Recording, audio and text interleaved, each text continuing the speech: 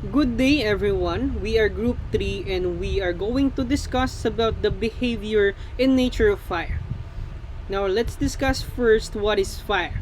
According to the Republic Act 9514 or the Fire Code of the Philippines of 2008, fire is an active principle of burning characterized by heat and light of combustion. When we are talking about combustion, it is a chemical reaction consisting of carbon dioxide, water vapors, oxygen, and nitrogen. Now, within that combustion, there's an ignition period where it produces flame and heat and give us the actual burning state. Now, in Greeks, they have taught us that fire composes of four elements which embodies the entire universe. And also in mythology and also some part of the literature, fire is often being related to hope, courage, or the embodiment of a warrior fighting off for their belief. Regardless of these interpretations, one thing is actually clear. Fire is a destructive force of nature that takes everything on its path. Now let's discuss the harm that fire can cause to people. First is heat. When we say heat, during the fire, there's an actual flame that we can see. Now it produces heat, which like a sensation of burning.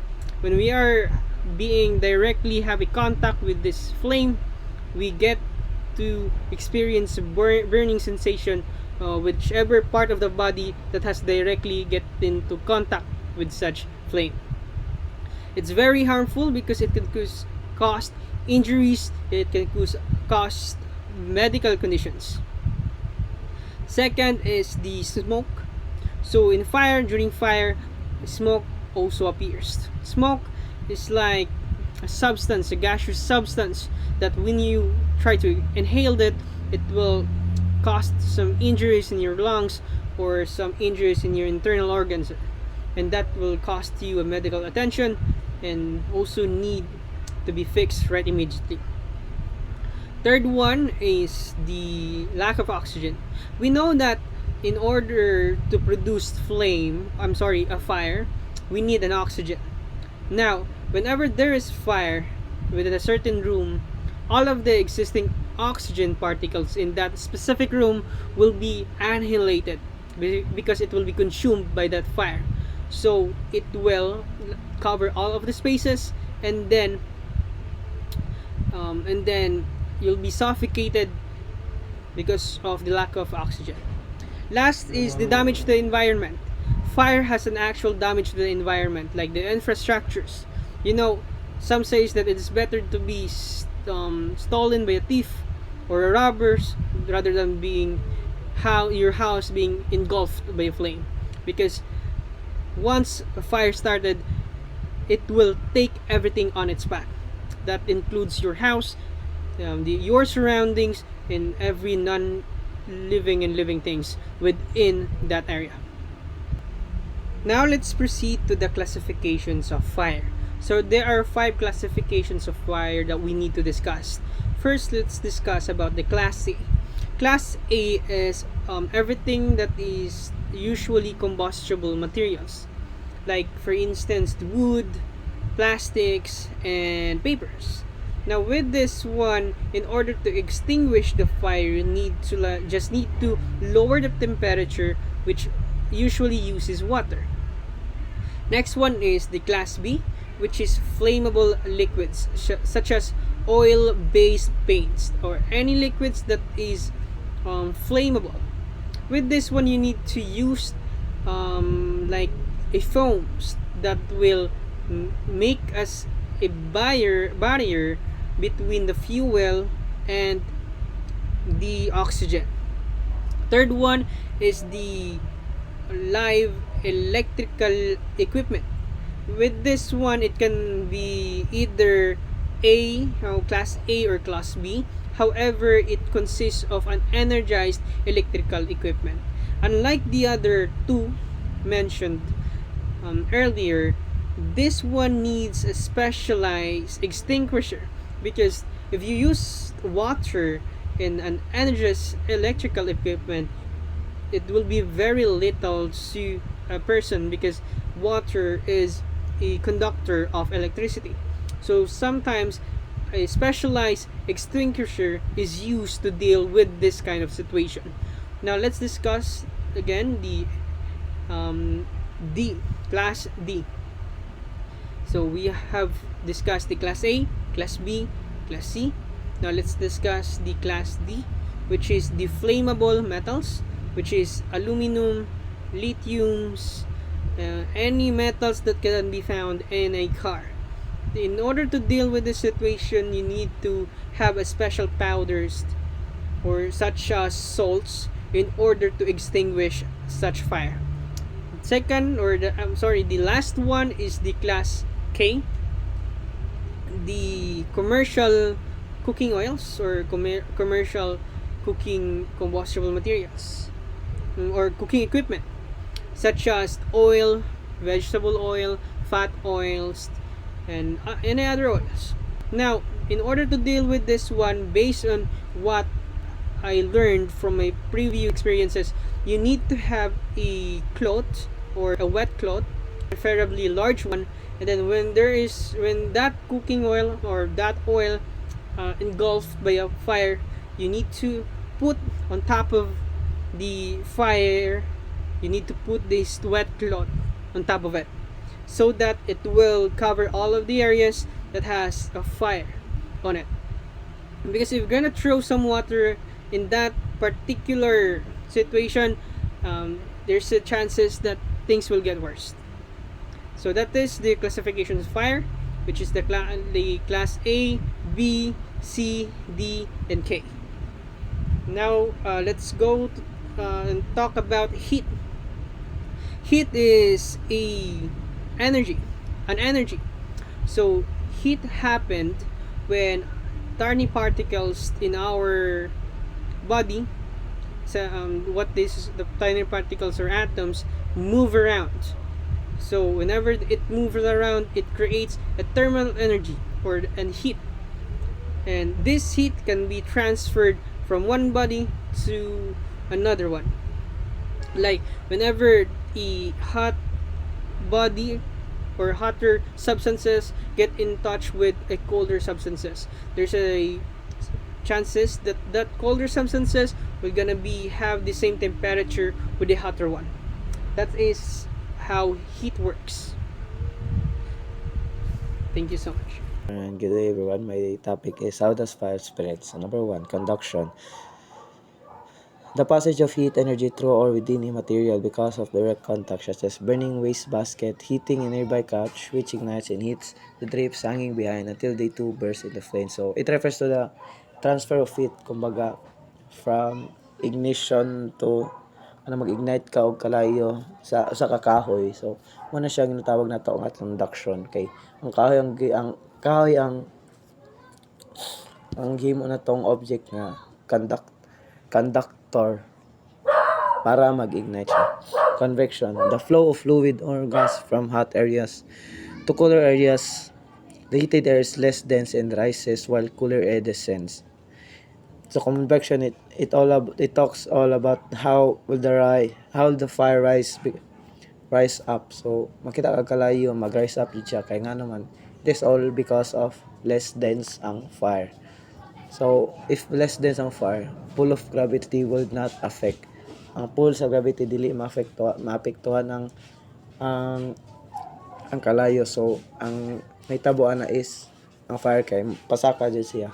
3. Radiation, heat traveling via electromagnetic waves without objects or gases carrying it along.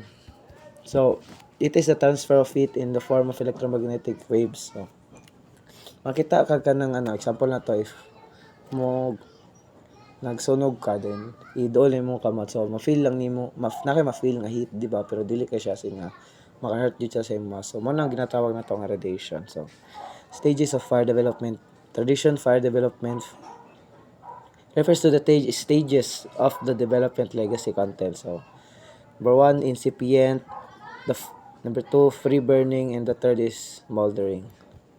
Legacy fires contains a relatively low heat release rate especially when compared to hydrocarbon based products. So legacy fire, so mao ni siyang mga objects or ginatawag na to nga combustible materials siya, but dili kay siya combustible materials kay nga ano man, kay if it is very historical na o kanang daan siya nga mga materials, no, masama na ba na materials. Example na kay mga historical buildings, no, mga historical building contains wala siya plastic, so all niya nga structure kay made of concrete, so it is made of concrete, so dili siya combustible. Mo nang matawag siya na low heat release lang siya. Growth stage. So during the growth stage, a fire increase in size from small flames to full fire that involves the entire room. So growth stage mo ni siya ang time nga mo dako ang fire, from small to large, from sa isa ka balay to pang duha nga balay, gadako siya. So di pa na mo dako siya if wala ang dili kompleto ang fire triangle. So fire growth is dependent from the flame. Number 1, combustible content. Mo ni siya ang mga objects na masunog. Second, oxygen supply. Kung unsa ka open ng imong balay, kumbaga if kahoy imong balay, so most likely open yun na siya. So mag-ano yun na siya, mag-growth yun ang fire na.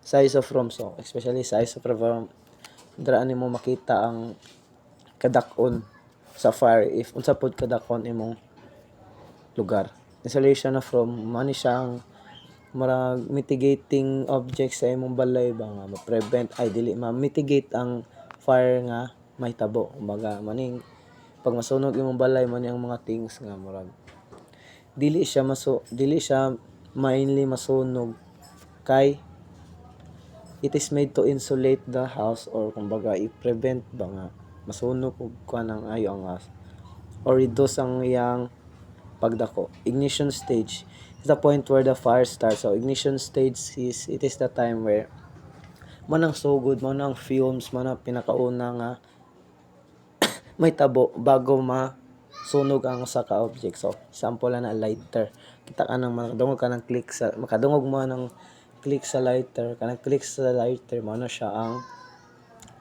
ignition, no? Kung kanang yang ginaimit niya nga murag spark, mana siya ang ga-ignite para so mo bugas tong fuel niya in mo heat siya.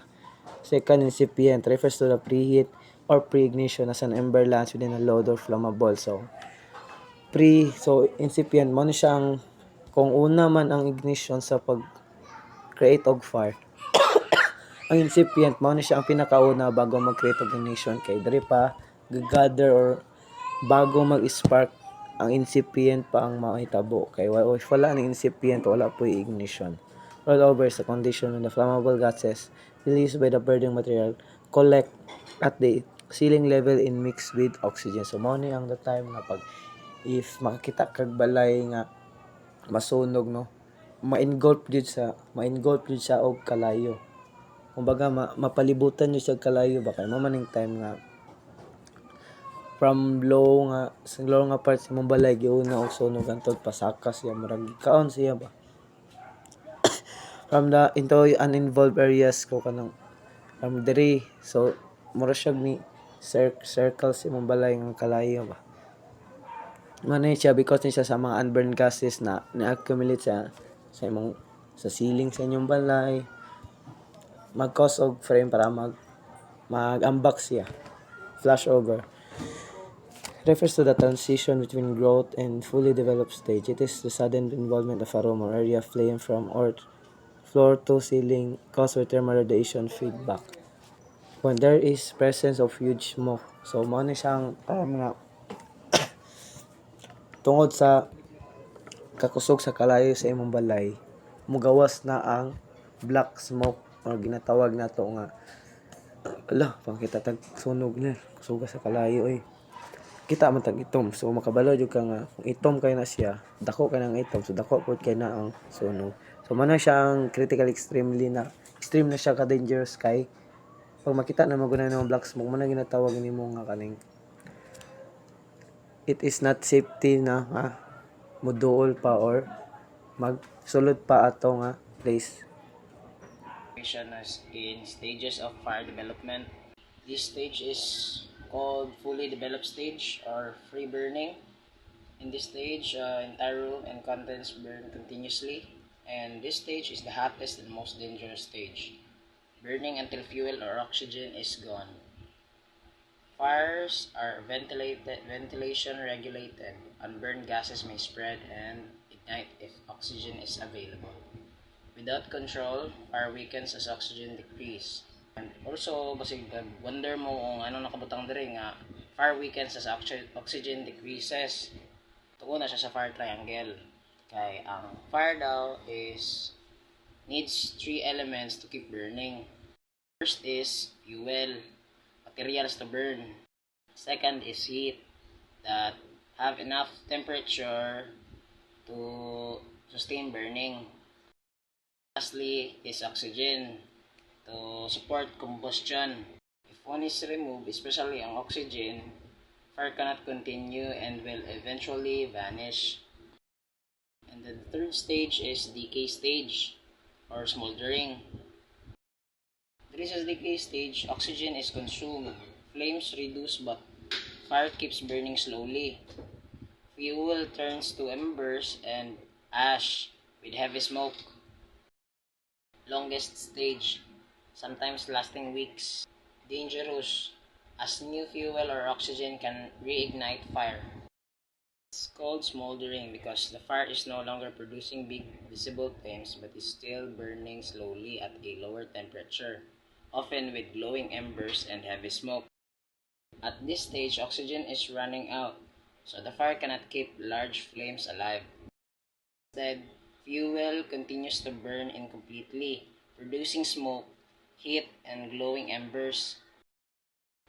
The word smolder itself means to burn slowly without flame, often with smoke. The decay stage is also called smoldering stage. It describes a fire that is weak, smoky, and slowly dying but still dangerous if new oxygen or fuel is introduced. Backdraft, a smoke explosion when oxygen enters a smoldering fire causing gases to ignite violently. Muna siya mga warning signs of possible backdraft. Heavy dense smoke with no flames. Black smoke pushing from closed openings. Glass stained with condensation and pulsating. Smoke pulled back into the building. Introducing oxygen daw can trigger an explosive fireball.